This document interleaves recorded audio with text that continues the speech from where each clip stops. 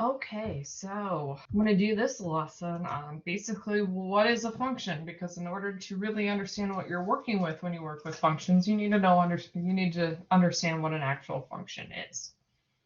So first, we're just going to start with the definition of a relation. So if you have a set of ordered pairs, this is called a relation, and it's called this because there's basically a relationship between them as far as an input and an output. You plug in x or a number for x and you get an output y. So a relation just is if there's a relationship between two things. So every equation that has an input and an output is a relation. We call the input values the domain, and those are the x values, and then the y values, which are the outputs, are called the range. So we have domain and range.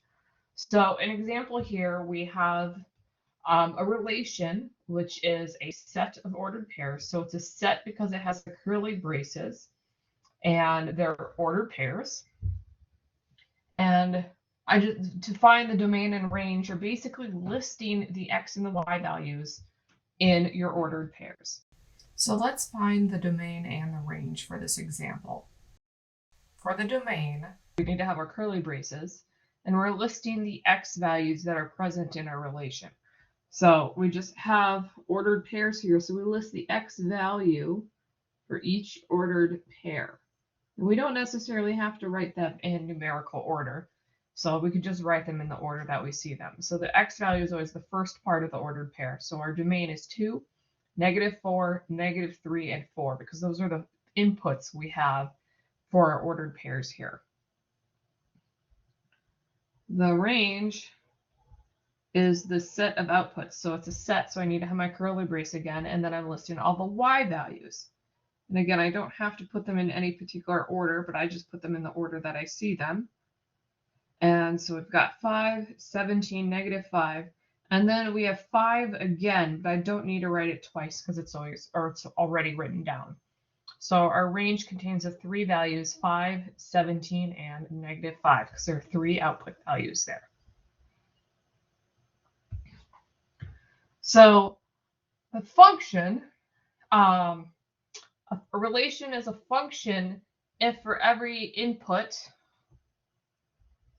or element x here in the domain, there is exactly one value of y or one output in the range. Basically, you can't have the same x value have different outputs. There's only one output that matches with it, and that's what makes it a function. So you can have relations that are not functions. You can have an equation, and you can have an input with lots of outputs, and it's still a relation, but it's just not a function. A function is a special type of relation. Okay, so function has one input for each output. And college algebra, if you have to take it, is basically studying functions. You spend the whole class studying functions, different types of functions. And the second half of the class, you look at functions in context of their graphs, but the entire class, you're looking at functions, solving them, that sort of thing. So I've got the same relation here that I had on the previous slide, and we're going to determine, is this a function or not? And so when you have a set of ordered pairs, we generally do this by just kind of writing the inputs and the outputs and then drawing arrows to line them up. So our input values, our domain, we had 2, -4, -3, and then 4. And the output, which is the range, we have 5, 17, and -5. So I just like to draw arrows to connect them with the ordered pair. So the first order pair is 2, 5. So 2 gives us, oops, not -5. 2 gives us an output of 5.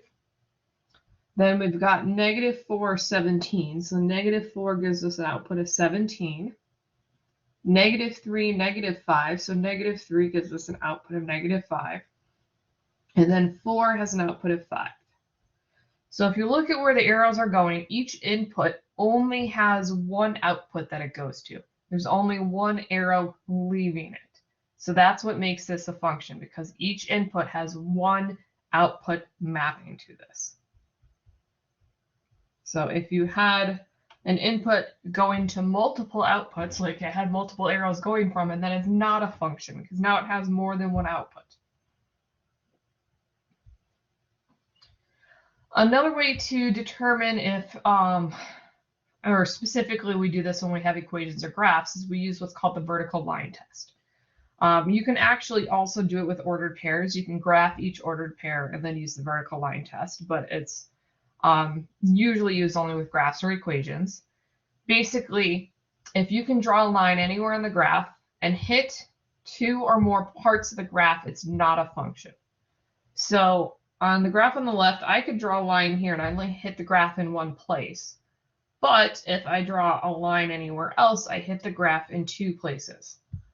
And so that means, see, I hit the graph here and here. So that means for that input, whatever that x value is, I have two output values. And so that means that's not a function. I didn't draw a very good straight line. I assume that's straight.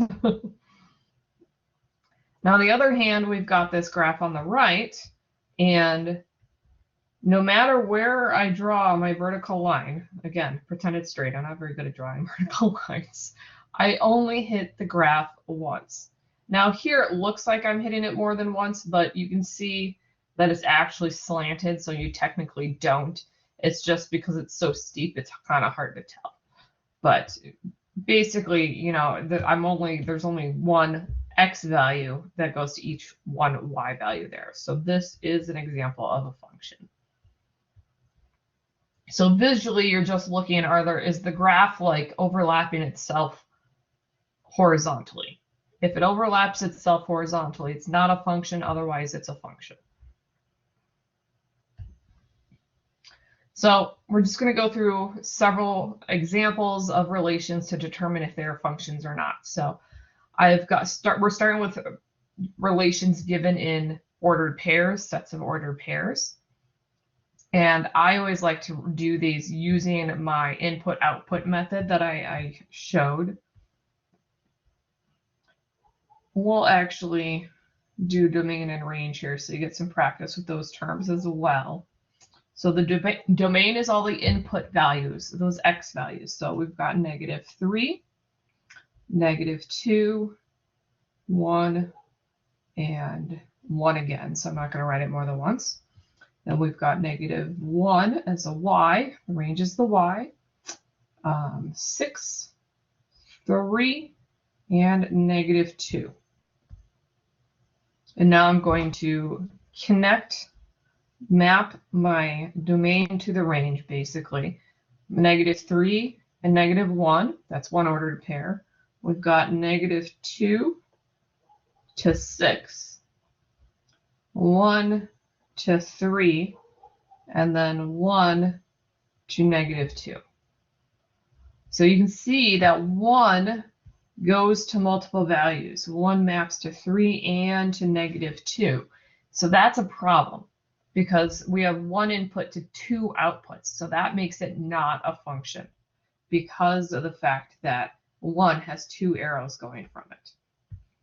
So this relation is not a function.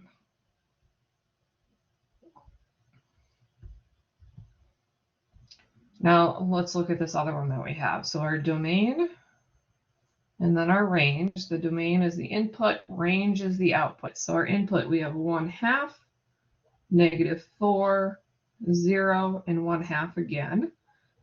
And then we've got -1/2, 0, -1/2 again, and 0 again. So 1/2 maps to -1/2. -4 maps to 0. 0 goes to -1/2. And then 1/2 goes to 0. So you can see this looks a lot more complicated than the other picture that I drew. But once again, we have a problem because 1/2 has two different y values. It has a y value of -1/2 and a y value of 0. And we can't have two different y values for one input. So this one is also not a function.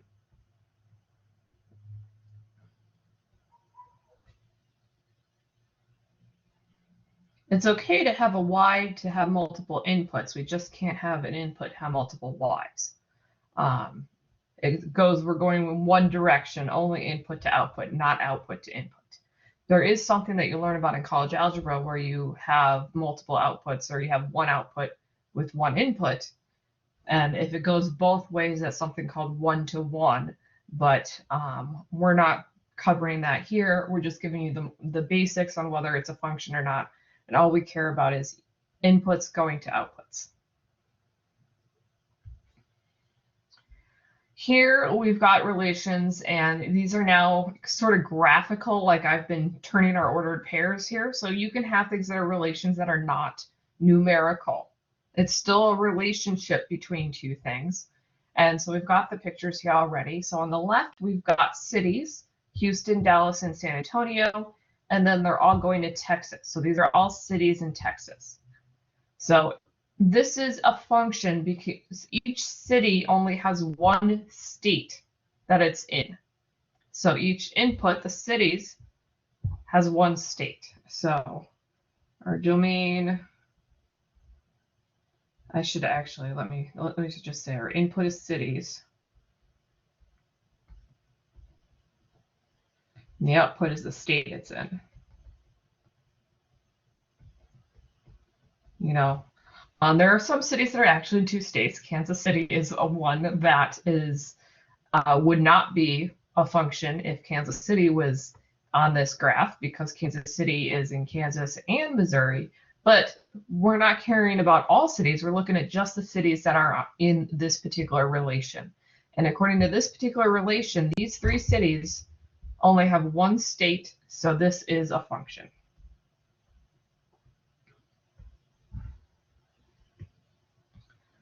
Now on the right, we've got states, and now we're mapping to cities. So now this is looking at like the other direction here. Our input are states,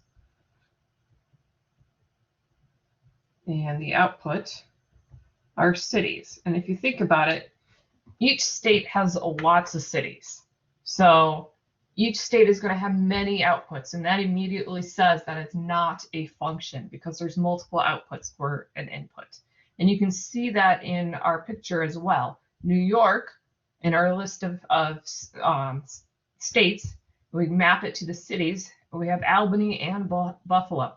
So those two cities that are listed are in New York. So there's multiple cities that are coming or basically being an output from New York.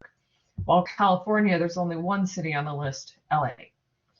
So because New York has two cities that it's going to, Albany and Buffalo, this is not a function.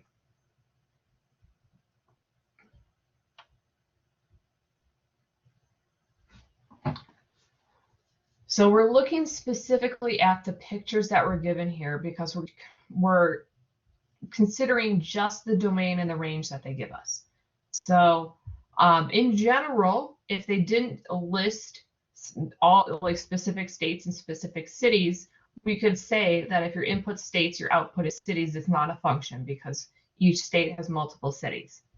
If we look at the example on the left, if they did not give us the picture and all we knew was that the input was cities and the output was the state, it would not be a function because of Kansas City that I mentioned before. Kansas City is in multiple states. But because they specifically listed certain cities and certain states, we go specifically just from that list, not the generalization. And so the generalization for the example on the left is a function.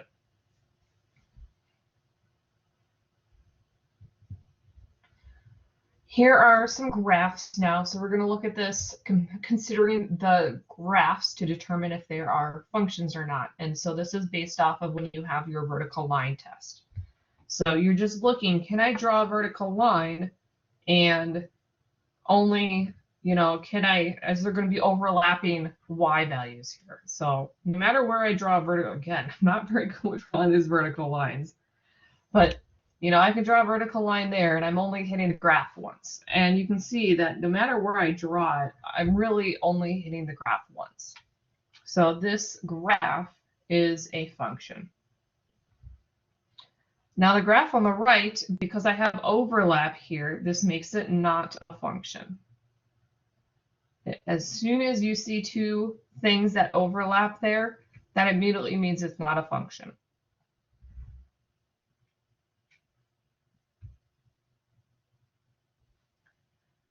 Here, we've got two more graphs. So on the left, we have a vertical line.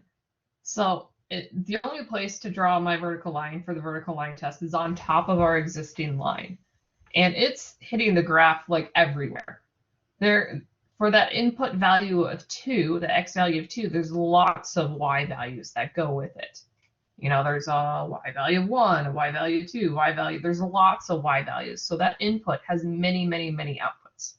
So a vertical line is not a function.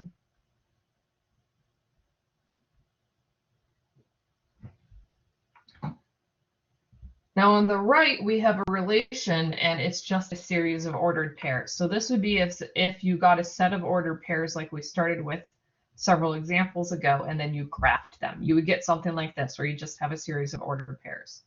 So all you need to see are there going to be two ordered pairs, or two dots that align vertically.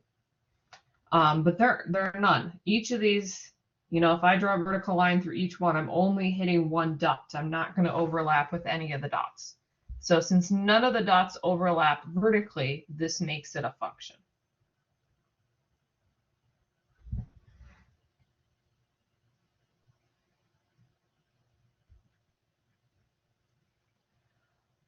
Now we have some equations. So the only way to really determine if an equation is a function is by either memorizing what the equation will look like or by graphing it. Basically, when you get to college algebra, if you have to take college algebra, you're going to learn about these types of equations. Like the x squared plus y squared equals 9 is the form of a circle. So you learn this is what a circle equation looks like. And then you can think, oh, if this is a circle, you know, this is going to give me a circle, then if I draw a vertical line, I'm going to hit the graph more than once. So this is not a function.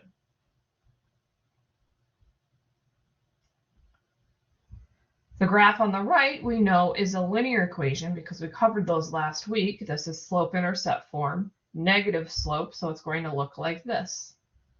And so a line, no matter where I draw a vertical line here, if it's a slanted line, I'm only going to hit the graph once.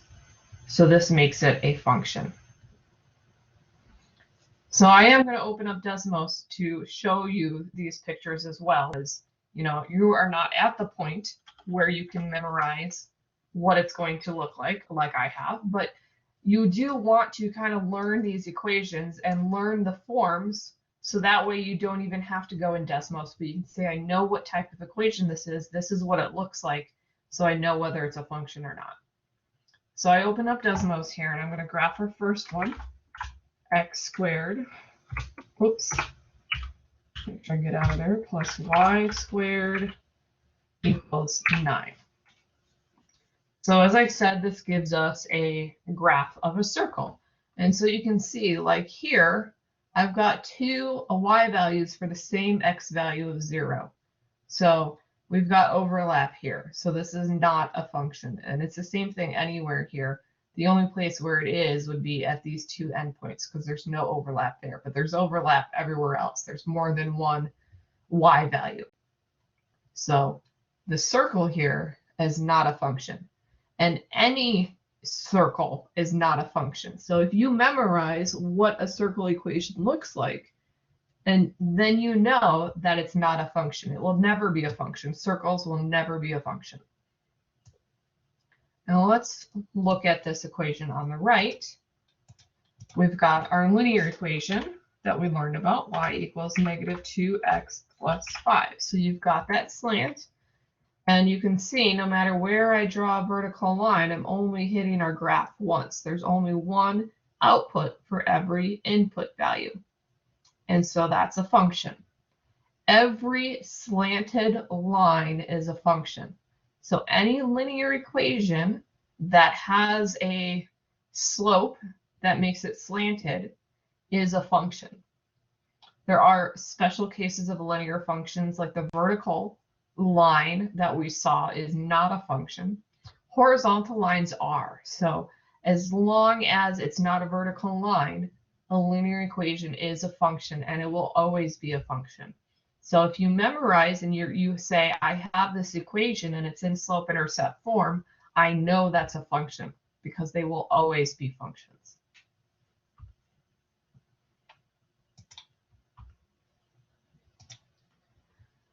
Here are a couple more. So we've got y equals x squared plus 1. So this is something that you learn about this week. This is a quadratic or parabola. We saw quadratic equations earlier. We factored them. We solved them. This week you're just going to see them graphed, and they look essentially like this. And even though I made my lines look sort of vertical there, they're really not vertical, so I should draw it a little better. They keep going out to the sides. So this is, no matter where I draw a vertical line, I'm not going to overlap my graph. And so this is a function. And again, you're going to want to memorize this and say, okay, I know that if I have y equals something with an x squared, this is what it's going to look like. And it's always going to be a function. Quadratic equations are always functions when it's y equals something with an x squared. So everything we dealt with when we're factoring quadratic equations and everything, we were working with functions, we just didn't know it. Now, this other example on the right, this is a type of equation that you've never seen before. It's called a rational equation, because rational numbers are fractions, and so we have an equation with a fraction. Now, this is something you will learn about in college algebra. You're going to learn about equations beyond what we saw here. We only focused on 2 different types. So let's graph this one. Actually, let me graph our x squared just so you can also see in Desmos. Oops, hope I put in the right number. Plus 1. So you can see again in Desmos, no matter where I draw that vertical line, I'm only hitting the graph once. So quadratics are always functions. So let's take a look at this last one here. And you want to be very careful how you enter it in. So I've got 1 divided by, and the forward slash or the symbol by the, the question mark, the other symbol with it gets you into the division. So then I'm going to make sure I have x minus 3 here. So this is what a rational function looks like, or a rational equation. This is something that you'll learn about if you go to college algebra.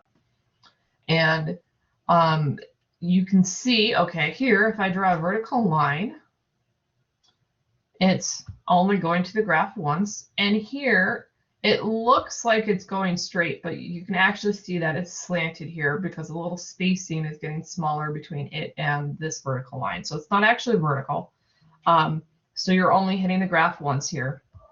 And the same thing here. While it looks like it's going straight up, it never actually goes straight up. It never gets vertical. It's always slightly slanted. So you're only going to hit the graph once. So this is also a function. And any equation that's in this form, any rational equation is going to be a function. So that's another one where when you get to college algebra, you'll be learning these different types of equations, and you'll need to memorize the different types and say this is a rational equation. These are always functions. So it's really good to be able to recognize these graphs. So if I'm going to just kind of eyeball sketch what this one looks like. Looks something like this. And no matter where I draw my vertical line, I'm only hitting the graph once. So this is a function. So the key here, this is my last example. The key is that you're looking for input-output relationships to determine if something is a function. If you have a set of ordered pairs, you can list them by the domain and range, and you want to make sure that each input only has one output. If it has more than one output, it's not a function. You can determine things are functions even if they're not numbers. Like another example would be if you are doing letter grades and then mapping them to like your percentages. If your input is the percent, there's only one letter grade that maps with that percent if your output's the letter grade. So that would be a function. because each, give me a percent, I can tell you the letter grade. Other way around, if you give me a letter grade, I cannot tell you what percent it is because there's multiple percents that you can get with that letter grade.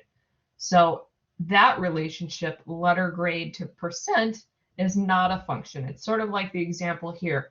It depends on which order, cities to state or states to cities. There's an order that will determine whether it's a function or not. And so same thing with grades and percentages. One way is a function, the other way is not. And then determining functions for graphs, you're looking to see if there's any overlap in y values, and if there is, it's not a function, otherwise it's a function.